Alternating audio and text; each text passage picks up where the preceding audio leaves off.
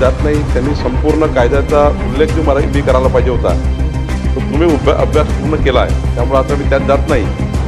पण एक गोष्ट खरी आहे की आपल्या राज्यामध्ये हा कायदा जेव्हा 74ला आला तेव्हा या ठिकाणी हा निर्णय घेतला होता आपण 2002 मध्ये 2004 मध्ये।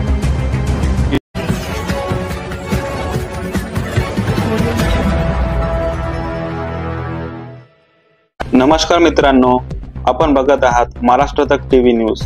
आज आपण एक महत्त्वपूर्ण गोष्ट म्हणजे आदिवासी जमिनीवर बोलूया। तुम्हाला माहित असणार, आपण गेल्या बुलेटिन मध्ये दाखवला की आमदार श्री राजेंद्र गावित साहेबांनी विधानसभेत आदिवासी जमिनीचा मुद्दा उठवला।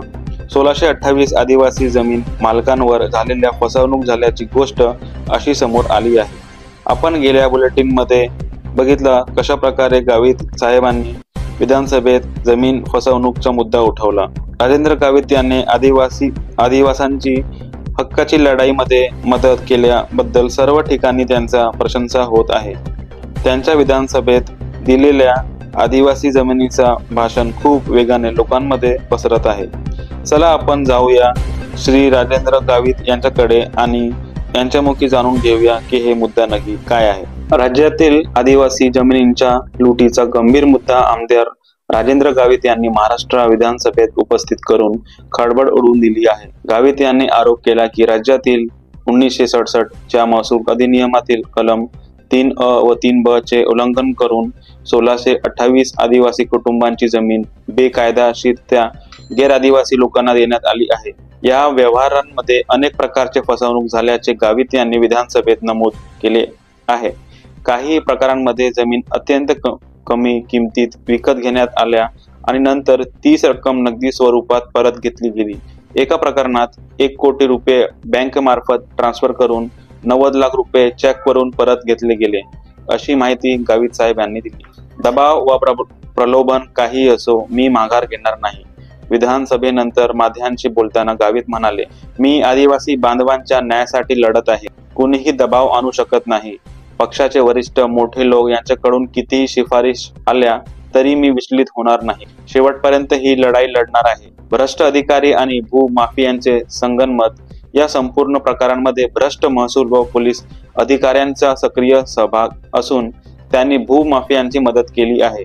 गावित यांनी स्पष्ट सांगितले की आदिवासी समाज हा आर्थिक, शैक्षणिक आणि सामाजिक दृष्ट्या दुर्बल असल्याने त्यांच्याशी फसवणूक करणे सोपे झाले आहे। या जिल्ह्यातील आदिवासी अधिक त्रस्त या प्रकारांमुळे सर्वाधिक फटका पालघर, नाशिक, नंदुरबार, पुणे, नागपूर, अमरावती आणि औरंगाबाद या जिल्ह्यातील आदिवासींना बसला आहे। या ठिकाणी जमिनींच्या किमती खूप वेगाने वाढल्याने ही जमीन भूमाफियांसाठी सुवर्ण संधी बनली।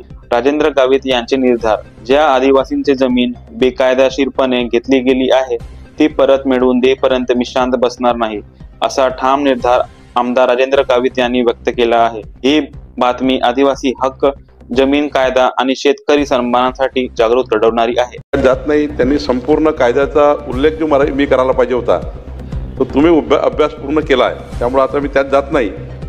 पण एक गोष्ट खरी आहे की आपल्या राज्यामध्ये हा कायदा जेव्हा 74ला आला तेव्हा या ठिकाणी हा निर्णय घेतला होता आपण 2002 मध्ये 2004 मध्ये की 30 वर्ष म्हणजे 1/4/57 ते 6/7/74 1/7/57 ते 6/7/74 कायदा येण्यापूर्वी आदिवासी प्रोटेक्शनचा जो कायदा आहे जमिनीचा, त्या कायदा येण्यापूर्वी या 30 वर्षात जर आदिवासीची जमीन कोणी लुटली असेल, त्यांचं त्या ठिकाणी हस्तांतरण केलं असेल तर पुढच्या 30 वर्षापर्यंत म्हणजे 2034 पर्यंत ती तक्रार शासनाला अजूनही करता येतं। अजूनही शासनाने त्या ठिकाणी विंडो ओपन ठेवलेली आहे, त्याची आपण तपासणी करू किंवा त्याच्या तक्रारी अजूनही घेता येतात। परंतु आपली मूळ मागणी जी आहे की तसं 2021-23च्या काळामध्ये हा प्रश्न आला होता, त्या काळात 617 आदिवासी ज्या बिगर आदिवासी लोकांनी त्या ठिकाणी जमिनी घेतल्या होत्या त्यापैकी 404 जमिनी परत केल्या आणि 213 प्रकरणं जिल्हाधिकाऱ्याकडे आता आहे, त्याची यादी शासनाकडे आहे, आपल्याला मी देणार आहे। परंतु आपला मूळ प्रश्न असा आला आहे की आपण संपूर्ण 2011 ते 2025 पर्यंत या संपूर्ण काळातले 1628 प्रकरण आपण सांगितले.